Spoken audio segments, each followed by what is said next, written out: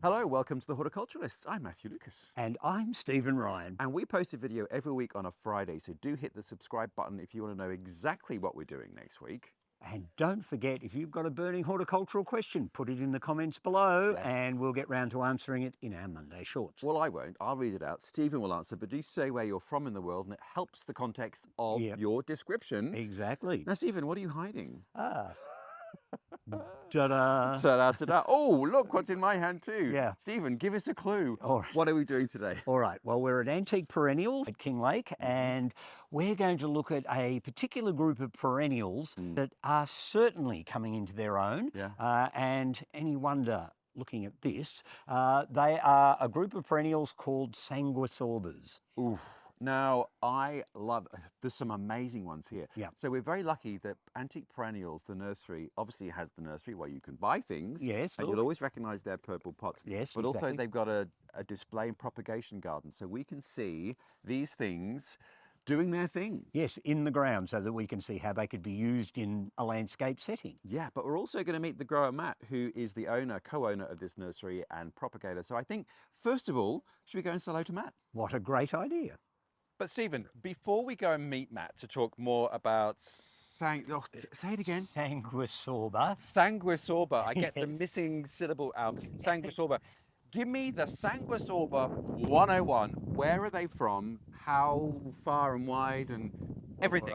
All right. Well, they're all Northern Hemisphere, Yep. as far as I can work out. There's around about 34 accepted species in the genus. Yep. And of course, they've been using breeding and creating all sorts of cultivars as well since that particular genus became popular. Yep. The name comes from the Latin sanguine, as in blood. And sorba, as in absorb. Oh. So it was thought to staunch blood flow. Oh, So okay. whether it does or not, I have no idea. And of course, before they became ornamentally important plants, the one that people did grow was Sanguisorba minor, which is salad burnet, which is actually a herb. Right. So it has a slightly cucumbery flavour to it, and you can use the leaves in salads and things. Every time I've tried it, I felt it was a bit chewy, and so it didn't really interest me particularly. Yeah.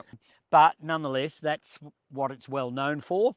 And the other interesting thing, I guess, about the genus is that it's in the rose family of all things. What? Yes, it's in Rosaceae. It's one of the less obvious members, because when you think about Rosaceae, you think of, well, roses obviously, but things like apples and plums and peaches, all those sorts of things are in Rosaceae. So there's lots of different plants you think of as being rosaceous, but Sanguisorba is not one of those plants that is obvious as far as its relationship is concerned. But there you go. So that's more or less what the genus is about, and it certainly has found its niche in horticulture over the last decade or two.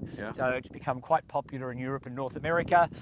It's certainly sort of kicking goals here as well, and there's lots of breeding going on, and there's all sorts of different forms that are showing up. And the genus has great garden worthiness because there's little low mounding ones that will sort of fill areas, and there's others that are much taller and give great verticality. Some of them make great cut flowers. So why would you not have some Sanguisorbas or burnets in the garden? Now, you said they're Northern Hemisphere. Yeah. So North America and Europe? Oh, yes. What's the spread? North America, Europe and Asia. There's species that come from all those parts of the world. Right. Funnily enough, although they come from a very broad range of areas, their needs climatically in the garden seem to be fairly standard. So, you know, they like a reasonably sunny aspect. They like a soil that's not deadly dry. They don't need a rich soil, but, you know, a friable, open soil suits them quite nicely. And as long as you clean them up each year, once a year at the end of winter, just like you would with your ornamental grasses, and divide them every few years so they don't become sort of hollow in the centre like some perennials will do. They're fairly easygoing plants, actually. Okay. Well, let's go and find Matt and find out why he's so into them. Yes, what a good idea. So here's Matt Reed, who's the co-owner of Antique Perennials, and he's going to talk us through a really interesting group of perennial plants. So, hello, Matt. Good to meet you, Matt. Welcome, thank you. Thanks for having us today. All right. We are here looking at your amazing Sanguisorbias. Yes.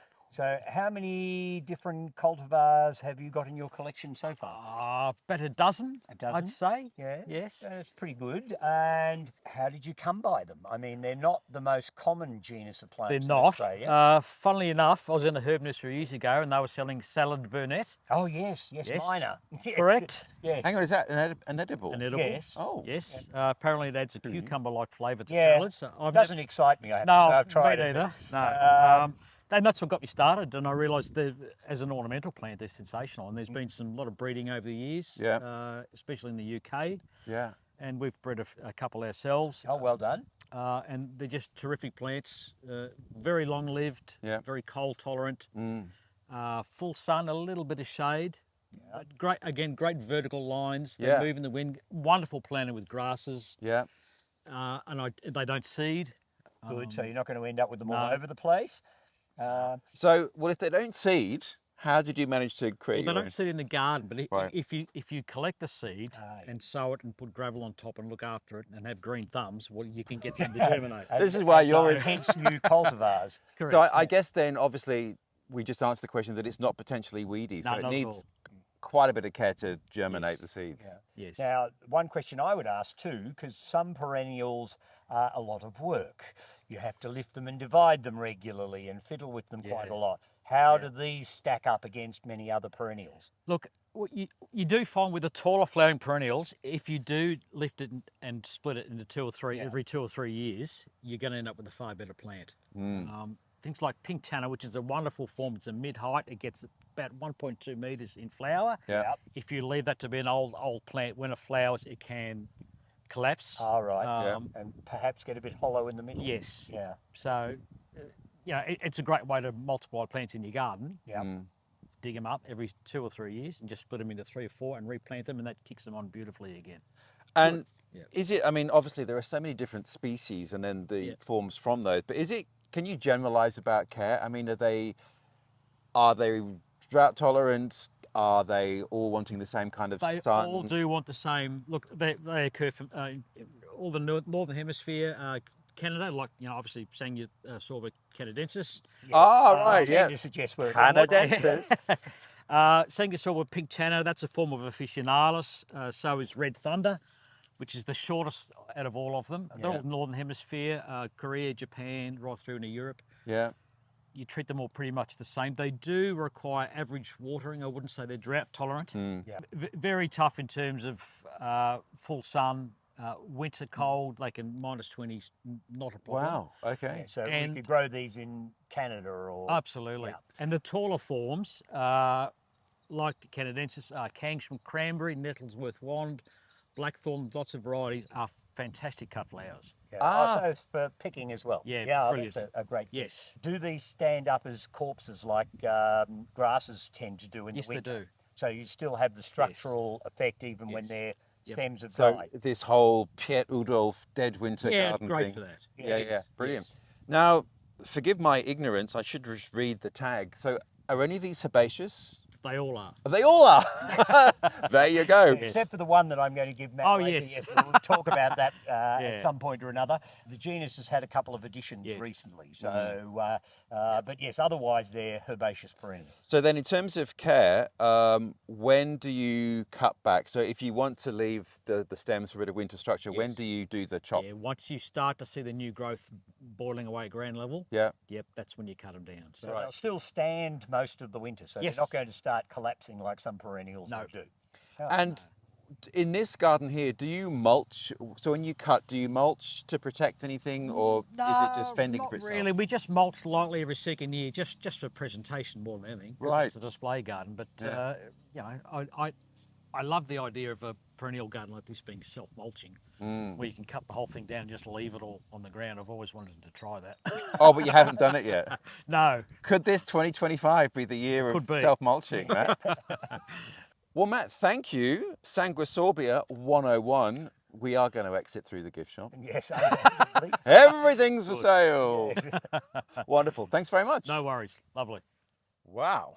Yes, this must be at the top end of how they grow. Yeah. So this is a very tall one. And this is the one that Matt was talking about that he bred. And it's supposed to be the only really tall growing white Sanguisorba or Burnet. Yeah. And I can imagine it being quite useful as a cut flower. You can see it's got quite long stems before most of the foliage starts. So in the cut flower trade, I'm sure it'll be very popular. And certainly if you're looking for something with a little bit of height in the garden and you like the subtlety of white fluffy flowers, then this could be the plant for you. It certainly is. And it's about as tall as me, taller Yeah. than me. So it's a hefty plant. Yeah. I think too, one of the things that Matt was saying about perennials is that particularly with a new garden, you can get instant height Oh, yeah. and verticality within a year. So with some of the grasses or with things like this. Exactly. And I have to say, just in passing, the foliage of this genus is somewhat similar, but this one has a particularly clean lined looking leaf. Yeah. Nice, rich, glossy green foliage. And I do like the reddish colour in the petioles, the leaf stems, which I think is quite pretty as well. It just adds another dimension to the plant. Yeah. So I think, yeah, great garden plant. So this one's in full sun. Now, did we say, are they all herbaceous? Are some herbaceous or some not? No, they're all herbaceous except for the new additions to the genus.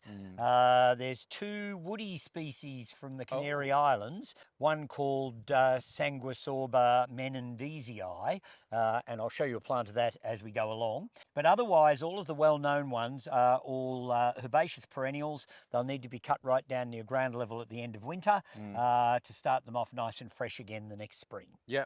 And yes, just keeps the whole display garden looking nice and neat and tidy. Wow. Well, if you wanted this, you're going to have to come to the nursery and buy You it. probably are. I don't think that this cultivar, Antique White, and I'm assuming the name is taken from the nursery's name, Antique Perennials. Yep. It would be fairly much only here you could get it at the moment. But Matt did tell me that it's been sent off to Holland for the cut flower industry. So this one might become international. Might be in Europe. Yeah, yeah. Brilliant. All right. Well, let's go and look at some more. There's a great pink one just over there. Yes, that would be good to have a look at. Now, this is very pretty, Stephen. Oh, yes, I'm very taken with this one. This is a species. This is Sanguisorba obtusa, Yeah. the Japanese burnet. Yes. And its flowers start off a remarkable hot pink. Oh, yeah. And then they go through shades of soft pink to almost white Yeah. before the flower starts to collapse and fall apart. And then you end up with these rather bizarre sort of green seed heads on it as they finish. Yeah. Where's this one from? This is Japanese, and it has a different growth habit to some of the others, in fact, to most of the others, in that it's an ever-increasing suckering colony. Right. So it goes out sideways, and I would imagine that this may have started as just one or two plants, and if you go down in underneath it, you'll find that there's new rosettes coming out and moving sideways as we speak. Yeah. Now, which leads to the point of propagation. So the best way is by division, wouldn't it? Oh, yes, yeah. And certainly this one would be very easy. It would be just a matter of sticking a spade through between the main colony and some of the outlier suckers, and then you could easily move them on or pot them up each winter. And when would you do that? Oh, in the winter. Right. Definitely in the winter. Now, looking at the flowers, I'm presuming this is only going to flower once. If you sort of deadheaded it, would it do a second flush? Look, it probably would, although there will be later flowers coming through it. If you look closely, yeah, I can see some you there. can see some there. So there's a few at different levels. So it'll have its main summer flush, but then it will keep sending up the odd flower spikes probably right through until the cold weather tells it to stop. Give up. Yes, exactly. So I guess the other thing to consider if you're planting this Japanese burnet in the garden is the fact that it makes quite a dense mat across the ground. So the flowers will sit well above the foliage, and the foliage sits there covering the ground nice and densely. I would be surprised if terribly many weed species could get a hold growing in amongst this. So it would be a great weed suppressant mat. Well, now, would you call this a ground cover, or does a ground cover have to be close to the ground? Yeah, no, I don't believe, and this could be something that some of you might dispute, I don't believe a ground cover has to necessarily stick low to the ground. Mm. And in fact, some very flat ground covers don't in fact make particularly good weed suppressant ground covers, because some sunlight can still get through into the ground, and that will help germination of weed seed. Right, right. So a good ground cover is one that grows dense enough and probably thick enough that it will suppress any growth from other things coming up through it. And of course you can have moderate sized shrubs that you plant en masse, and they will then become a ground cover. I guess. This one, I'm imagining too, if you had a sloping site, this would be great in terms of fixing the soil if it's a bit of a runner. Oh yes, I would imagine it would bind soil quite well. So if you had a sloping bank that you needed to plant something on, probably could do far worse than planting this particular species. Well, it's very pretty, but there are more further along the bed. So lots more. Let's carry on. Let's go and look. Well, Matthew, here's a rather tall and elegant Sanguisorba. What a great colour. What are we calling that? Magenta? Yeah, cherry? Cherry. Maybe cherry, I don't know. And again, it fades slightly as the flowers age, but this is one called Blackthorn. Yep. And again, it's a quite tall one. It would make a great cut flower. So you've got lots and lots of good long stems. And it certainly erupts out of other things growing in the garden here. So it just sort of stands there in its sentinel-like way, making a very interesting feature plant indeed. Yeah, I think too, in a bed like this, strong verticals that aren't floppy are really important structurally in this garden. And I mean, you can't really see it No, because it's hidden in amongst some other plants, but its foliage is quite good. Yeah. And yes, it's very vertical. It looks to me like it will hold itself up even well into the winter. So the dead flower spikes will still be looking at least presentable. Yeah. We've looked at a white tall one. Now we've seen a deep coloured tall one. And we'll go down in size from here, I think. We should. Also, we're standing in this bed. The fragrance from all of the leaves. Oh, yes, there's lots of lovely scented things around us. Agastaches and leopardchinias and all sorts of other wonderful plants that we're not really here to talk about. No. So let's carry on to the next one, because there's quite a few over in the nursery. Yeah, we might go and have a look at those next. Well, this one's sort of an intermediate-sized cultivar, and this is a Sanguisorba known as pink Tanna, T-A-N-N-A. And again, the foliage is good, the flower structure's fabulous. This plant in the garden has basically finished flowering, but you can see that it still has presence when the flowers have gone over. And I just grabbed one out of the nursery that's got fresh flowers on it, so you can see they come out pink. The flowers sort of, well, they don't actually age to white, but the little stamens stick out and they're white. And then you'll get this sort of green and buff coloured finished flower, which still has presence and attractiveness in the garden. So I think it's well worth it.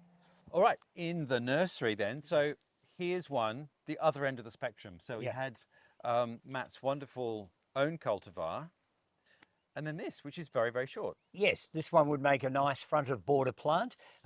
It's got little tiny quite reddish flowers on it, and it's called Red Thunder. Don't know whether the name really suits it, but anyhow, it's got a good foliage. It's got the classical sort of Sanguisorba pinnate leaves and the little tiny red buttony flowers on it. Be lovely for picking for smaller arrangements or posies, I might add. Yeah. So it's a very pretty little one. And you're just making the point about the leaves that you can kind of see. Yeah, they've sort of got a rose look about the leaf. Yeah. So that's about it. Yeah, it is about it, I have to say. But nonetheless, very pretty foliage, and that would make a nice clumping plant in anybody's perennial border, I have to say. So we've kind of, in terms of how and where to use them, we've got everything. We've got, well, almost spreading, medium height, small fronted border, giant verticals, which are very strong verticals. Yep, and this one here I've got in my hand is another one that I guess you'd class in the strong upright verticals. Yeah. And this is one of the wild species,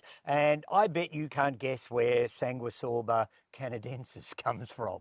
Canadensis? Yes. Canadendia? Yes, Canadendia, yes. Otherwise known as Canada. Anyhow, this one's a lovely white flowered one, and again makes lovely vertical lines, so it's a really pretty one. And I thought, but hang on, before you finish, I just want to say that foliage has got a bit more of a bluey tinge to it. Yeah, it is. It's a little bit different in foliage colour. Yeah. So so that makes it worthwhile. Excellent. And I guess we can't finish with this genus without talking about something I alluded to slightly earlier, and that's one of the woody plants that is now included in this genus. This is a plant that was up until quite recently known as Dendriopaterium menendezii, It is now Sanguisorba menendezii, and there's 2 woody ones that come from the Canary Islands. Aha. And this one will grow as a woody shrub up to around about 3 metres tall. Its leaves tend to disappear from the lower parts of the plant, so the foliage tends to sit up on the top. Its flowers are minute little pink things, but it has larger bracts around the flowers which are green, so really the effect is green when it's in flower. But the bark on it is actually sort of a peely, sort of coppery bark. So even though it leaves its lower leaves behind and it all radiates up to the top, the sculptural effect of these branches, which tend to go in slightly odd directions, covered in a beautiful coppery bark, actually makes for quite an interesting feature plant. So it's a moderately large shrub. So I'm presuming it's deciduous. No, it's evergreen. Oh. And in fact, the only downside of this plant I can think of is that it does tend to hold its dead leaves after its new leaves come up. I generally run my hands up the stems and all the dead leaves will peel off as you run up to the live leaves. And it's the only downside as an ornamental plant is that it will hold its dead leaves unless you do something about it. Yeah. And I'm just going to say yours needs a drink. Yes, it's a little bit wilty.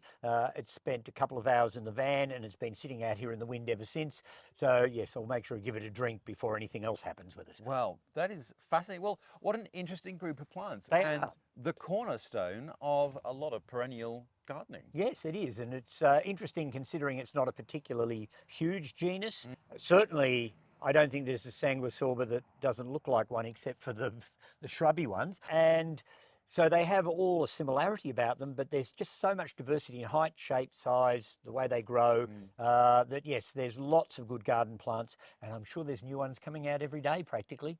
And odd for such a big geographical range that their conditions, their preferred conditions are all pretty much the same. Fairly Full sun, similar. little bit of moisture. Yeah, I would say that the Canary Island woody ones and evergreen are probably less likely to cope with the cold weather in the winter in colder climates. So more a Mediterranean climate type plant. Well, there we go. Fascinating. Well, many thanks to Matt and the team for letting us wander around all day. Yes, it's been great fun. Undoubtedly, this won't be the last time. No, now, as we've said in other videos from this nursery, it is open to the public, so you can come in. He doesn't do e-com because it's more of a wholesale nursery than anything. But look for the distinctive purple pots. If you're in Australia and you go to any independent nursery, look for the pots. Antique Perennials ships all over the country in Australia, so all the quarantine states as well. So you should be able to find their things. At least a range of their things, anyway. Yeah. Which is fascinating. So many thanks to Antique Perennials. What could we be doing next week, Steve? Oh, goodness only knows, but we'll be out and about looking at plants in one form or another, I'm sure. We will. So until then, we look forward to seeing you next week. Bye all.